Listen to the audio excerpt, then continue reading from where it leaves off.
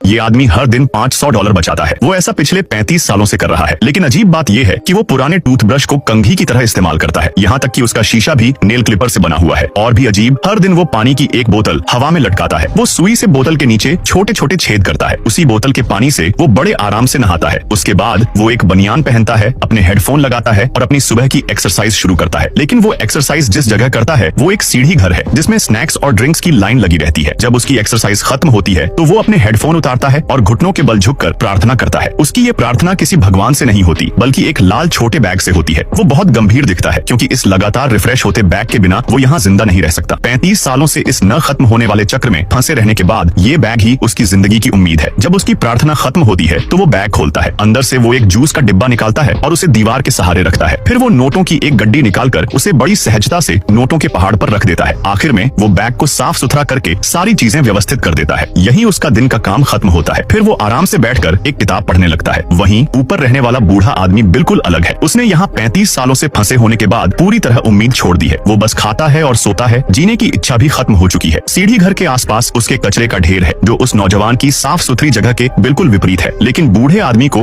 अपनी हालत की परवाह नहीं है क्योंकि हर दिन सब कुछ रीसेट हो जाता है। चाहे जितना कचरा हो, कुछ खत्म नहीं होता। लेकिन कोई यकीन नहीं करेगा कि ये बूढ़ा आदमी कभी पुलिस अफसर था और ये नौजवान सिर्फ एक चोर। और तो और 35 साल पहले इस नौजवान का भाई इसी बूढ़े आदमी की वजह से मारा गया था। लेकिन इस अंतहीन चक्र में जहाँ से कोई बाहर नहीं निकल सकता, दोनों ने अपनी नफरत को भुला दिया। ऐसा लग रहा था कि उनकी जिंदगी शांति से हमेशा के लिए ऐसे ही चलती रहेगी। लेकिन तभी कुछ अनहोनी हो जाती है। एक दिन बूढ़ा आदमी अचानक अपना सिर पकड़कर जोर से चिल्लाने लगता है। नौजवान भागकर उसके पास आता है। उस वक्त बूढ़े आदमी को सहन न करने वाला दर्द हो रहा था। नौजवान कुछ समझ पाता उससे पहले ही बूढ़ा आदमी अपनी जान गंवा देता है। अब नौजवान परेशान है। उसे समझ नहीं आ रहा कि वो यहाँ अपनी बाकी जिंदगी अकेले कैसे बिताएगा।